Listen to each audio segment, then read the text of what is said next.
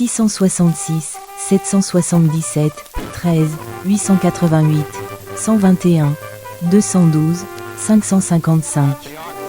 666, 777, 13, 888, 121, 212, 555. 666, 777, 13, 888, 121, 212, 555. 666, 777, 13, 888, 121, 212, 555. 666, 777, 13, 888, 121, 212,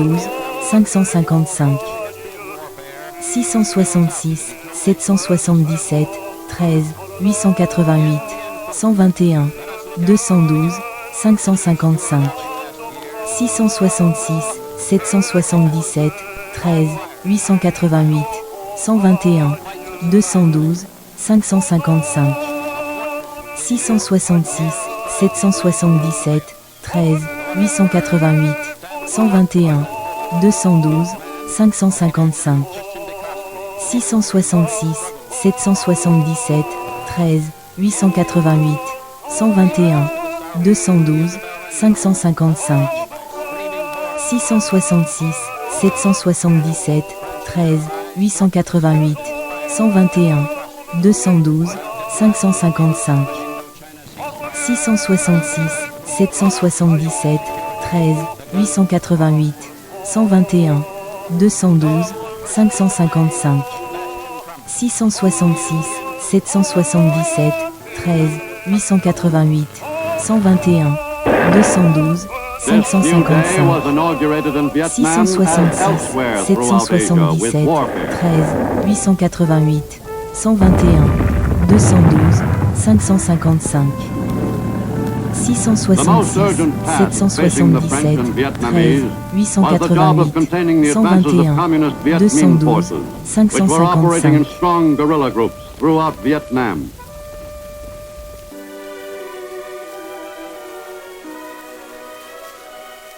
A curious Europe was anxious to appraise America's young new president, but it was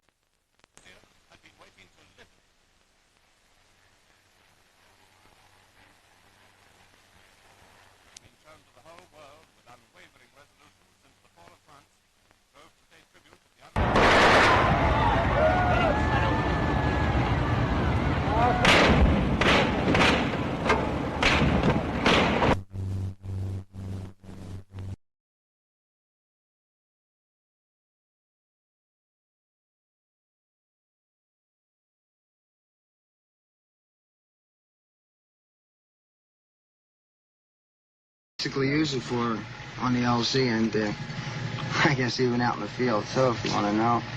They said we use the shotgun from a ball. You know, you just put the ball in a chamber and all.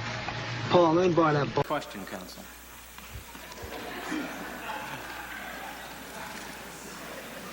Have you forgotten the question? Well, I...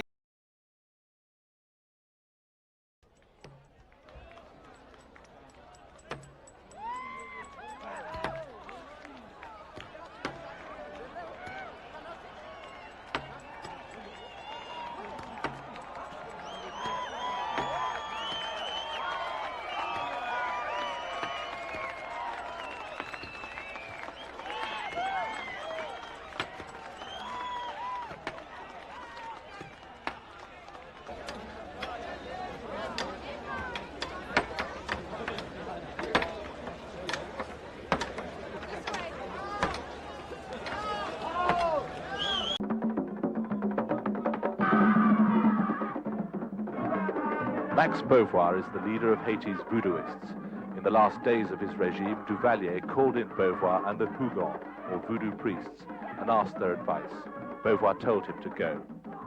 Beauvoir plays the part of the modern politician as well. New York educated, he communicates with his supporters with the aid of an IBM word processor. The message now is that Haiti's new provisional government is Duvalier's government in disguise. It is worse. In fact, what goes on here is much worse than anything that Duvalier could put together.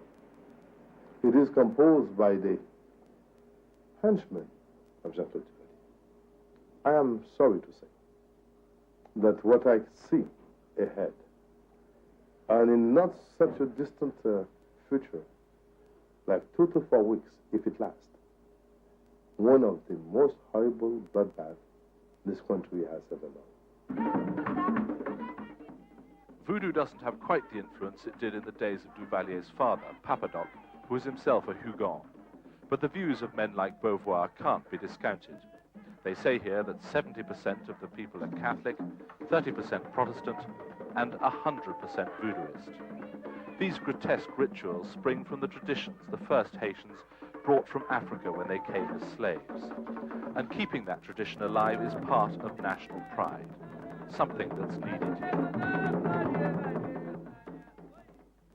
The Voodoo influences are at their strongest in the countryside, and it's here too that the problems facing the new government are most apparent.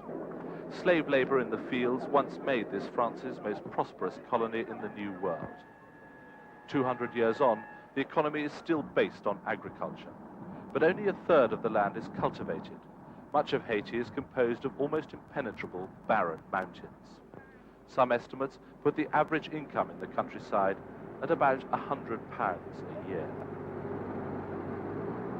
The new government know that they must reassure foreign aid donors, particularly America, who provide 3/4 of the country's budget, and that they must convince the people here that they are not simply the Duvalier regime in a new guise. General Norfy, the head of state, has been associated with both Duvaliers, but his army has a much better standing than the Tonton Macoute. At his first chaotic news conference, he refused to be drawn on a date for the elections he's promised.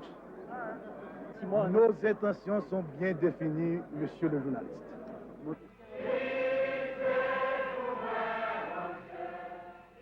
General Norfy is thought to have the support of the Catholic Church, which allowed the Mardi Gras Mass in the northern town of Gonaïves to become a celebration of Duvalier's fall.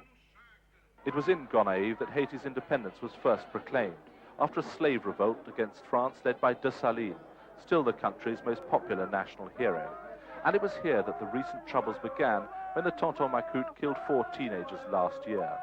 The city's become a symbol of the country's democratic aspirations. The slogans on the cars demand presidential elections every 4 years. For the moment, they seem willing to give General Norfy a chance. Well, right now I think he's very moderate and trying to keep people calm, and that's what we need. That's what we need for the moment, because the change cannot happen just like this. It has to be slowly. Since Haiti was first declared independent here in Gonaïves more than 180 years ago, the country has suffered more than its fair share of repression and poverty. People are too busy celebrating at the moment to worry very much about the future, but the country's problems are by no means over.